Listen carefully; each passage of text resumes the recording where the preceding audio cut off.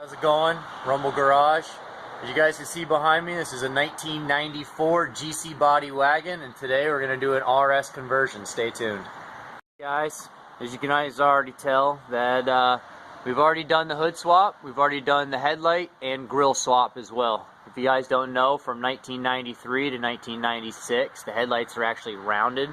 They're actually more round right here, instead of the pointy like they are here, and more aggressive grill and more aggressive headlight. From 1997 to 2001, they're actually called the mean eye. So we've already done that conversion. It's pretty relatively easy. We're actually going to be doing the disassemble today of the headlights and grills, so you'll be able to see how they actually come apart, because you've got to take that front bumper off, because we're actually going to do an update today. Right over here, guys, as you can see, we've already got the JDM. It's actually a GC8. This is from Japan, guys. It's got the lightweight steel bumper on it. Extremely rare. That's going on. Stay tuned. Alright, so we got it pulled into the shop now. So just to clarify, guys, with you real quick. Now, we did the hood swap. Now, the reason why you have to absolutely do the grill and the headlight with the hood swap is because of here. This is actually a different contour here, and it's actually more aggressive. So you have to absolutely do the grill and the headlight swap if you're going to do the hood swap. You can't do vice versa. You can't swap the headlights and the grill and then think that you're going to mate up to your 1993 to 1996 hood. It's not going to contour and be the same. The steel doesn't align. So when you shut it, it's actually going to hit, and you actually might break something. So just so you guys know, that's what you guys need to. Alright, so underneath the hood, guys, when you start with the grill and the whole headlight assembly, right over here, the corner lens is going to be one of the first things that you're going to take out.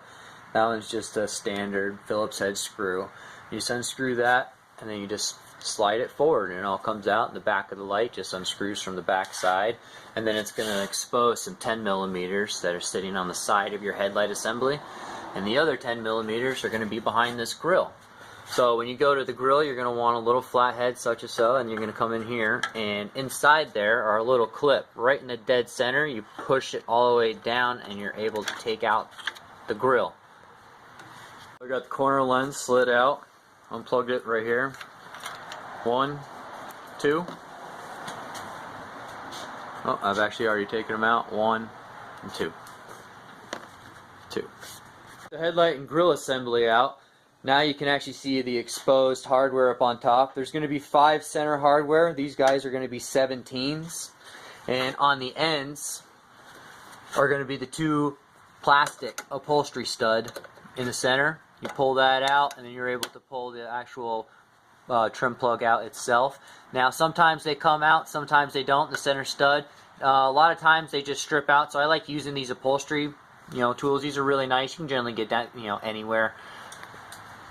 Quick, just a real good trick on these things is if you actually hold up pressure on the bottom, it takes the stud out a lot easier.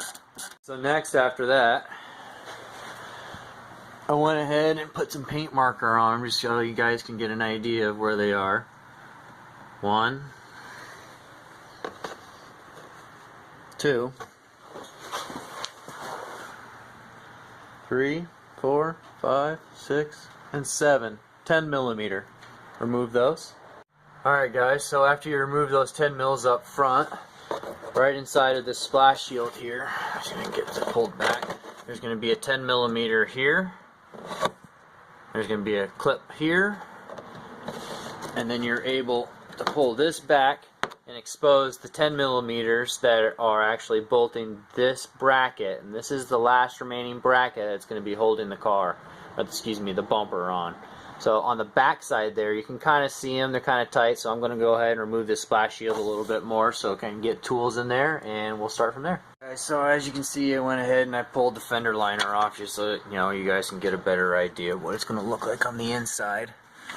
Okay, there's going to be a 10mm that's here that holds the bracket. That's the bracket that I was talking about.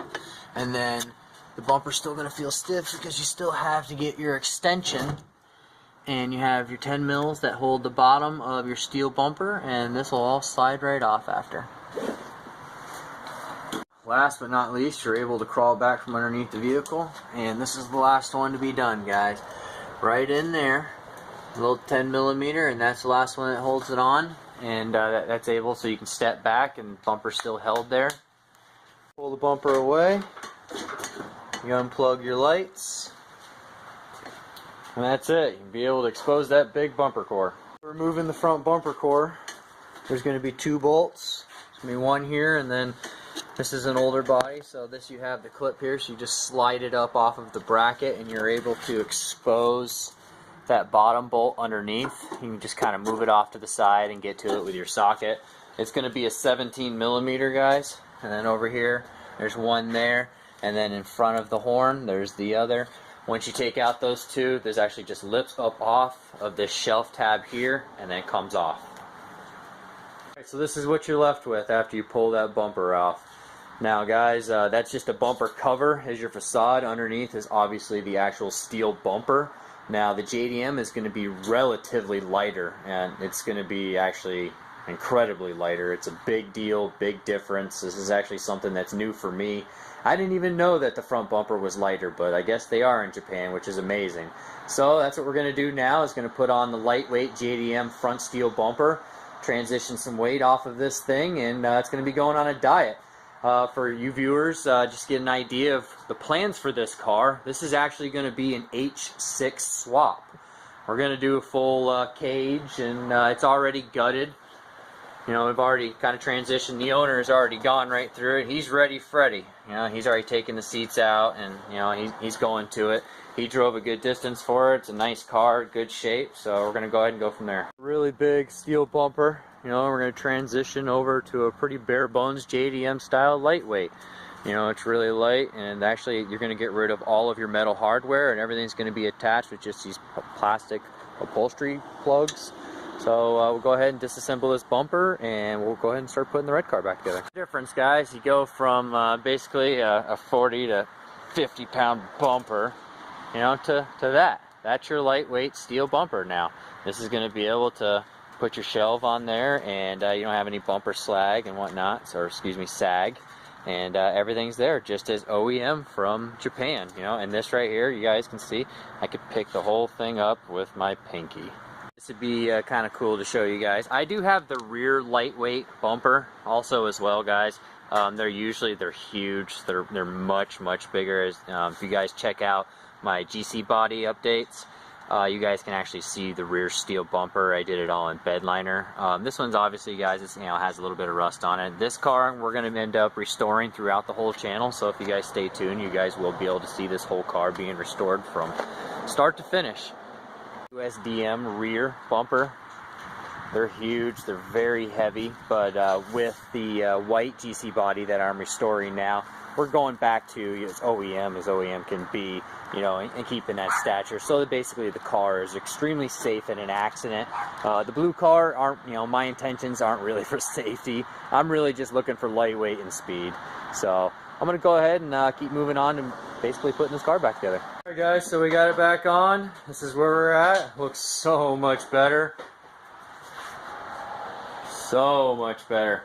Still gotta do a little bit of adjusting here and there. The car was previously tweaked, so we gotta do a little bit of tweaking here and there. But other than that, it pretty much lined up right where it needs to be. So if you guys like what you see, just go ahead and like the video below. And if you guys don't like what you see, if you can, leave it in the comments and let me know. You know, if you guys aren't subscribed already, please subscribe and turn that notifications on. Let you know when I do the next update. Thanks guys. Rumble Garage.